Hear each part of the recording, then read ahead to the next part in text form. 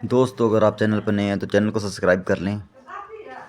शुरू करते हैं आज की न्यूज़ पे जाती है तो डीटीसी बस के अंदर लड़कियों के साथ और महिलाओं के साथ किस तरह दुर्व्यवहार होता है उस बात को मैं भली भांति समझती हूँ।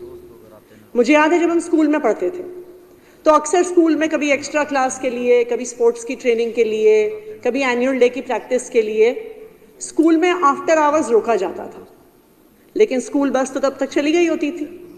तो जो बच्चे एक्स्ट्रा क्लास के लिए रुकते थे, जो बच्चे एनुअल डे प्रैक्टिस के लिए रुकते थे, उन्हें डीटीसी बस में वापस घर जाना होता था।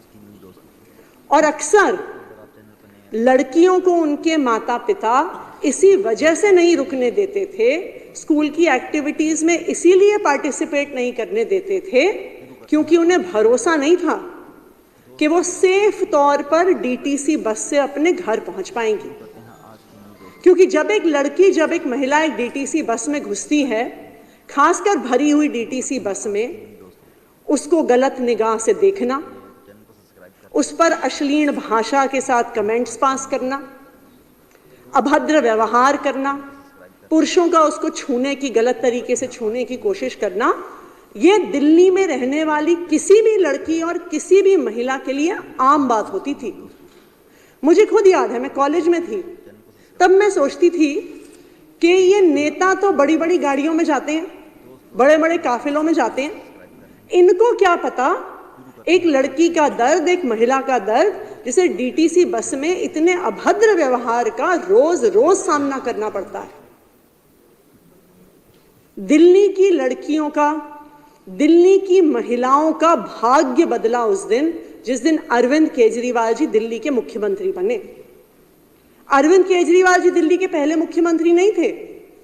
आम आदमी पार्टी की सरकार दिल्ली की पहली सरकार नहीं थी, लेकिन अरविंद केजरीवाल जी वो पहले ऐसे नेता थे जिन्होंने दिल्ली की महिलाओं का, दिल्ली की लड़कियों का दर्द समझा। क्यों इससे पहले किसी सरकार ने नहीं सोचा था कि बस में मार्शल लगाएं? क्यों इससे पहले किसी सरकार ने नहीं सोचा था कि लड़कियों और महिलाओं के साथ जो बदतमीजी हो रही है उसको रोका जाए? लेकिन अरविंद केजरीवाल जी ने सोचा। 2015 में आम आदमी पार्टी की सरकार बनने के बाद, अरविंद केजरीवाल जी के मुख्यमंत्री बनने के बाद, और तब कुछ समय पहले निर्भया कांड हुआ था, डीटीसी बस में ही हुआ था, अरविंद केजरीवाल जी ने हर बस में मार्शल लगाने की प्रक्रिया शुरू करी। समय लगा उस प्रक्रिया में। पहले होम गार्ड्स को लगाने की बात हुई, पर्याप्त होम गार्ड्स नहीं मिले। उसके बाद फिर से बैठक हुई, कभी होम डिपार्टमेंट के लेवल पे, कभी कि अरविंद केजरीवाल जी एलजी साहब से मिलने गए, और दिल्ली की हर डीटीसी बस में बस मार्शल लगाए गए। सिविल डिफेंस वॉलंटियर्स को बस मार्शल के तौर पे लगाया गया। मैं जानती हूँ, मुझे इतनी लड़कियां मिलती हैं जो स्कूल में पढ़ती हैं, कॉलेज में पढ़ती हैं, जो बताती हैं कि मार्शल के होने से, एक यूनिफॉर्म्ड मार्शल के होने से, पुरुषों की बदतमीजी करने की हिम्मत नहीं होती थी। और एक लड़की को सेफ लगता था कि अगर कोई मुझसे बदतमीजी करने की कोशिश करे तो मैं तुरंत आवाज दूंगी और वो मार्शल वहां पे बैठा हुआ है, वो मार्शल इंटरवीन करेगा, वो उस बदतमीजी को रोकेगा। लेकिन भारतीय जनता पार्टी को क्या फर्क पड़ता है? भारतीय जनता पार्टी को दिल्ली की महिलाओं की, दिल्ली की लड़कियों को कहां कमी चिंता है?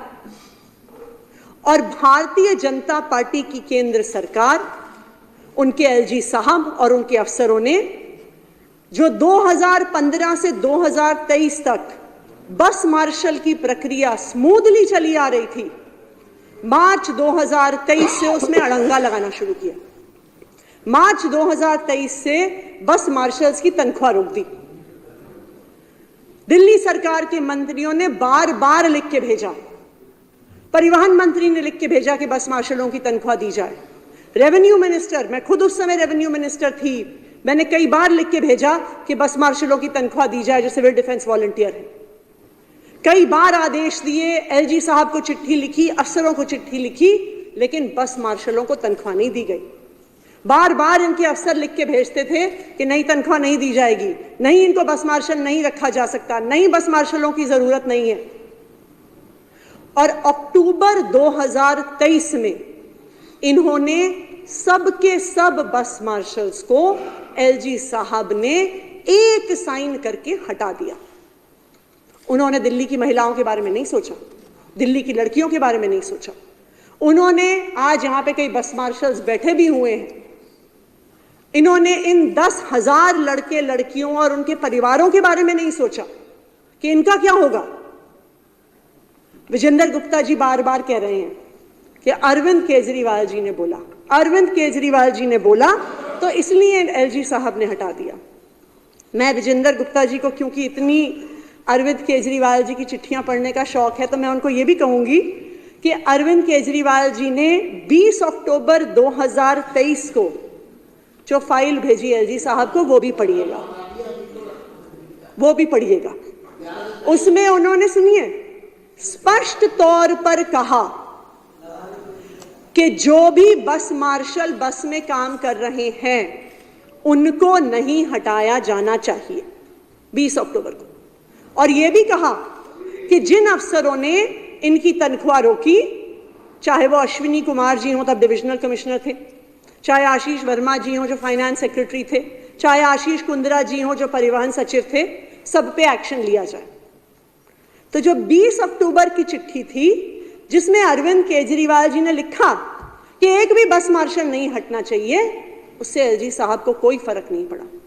27 अक्टूबर को, क्योंकि तब तक ये बात फैल गई कि ये बस मार्शल को हटाने वाले हैं, अरविंद केजरीवाल जी ने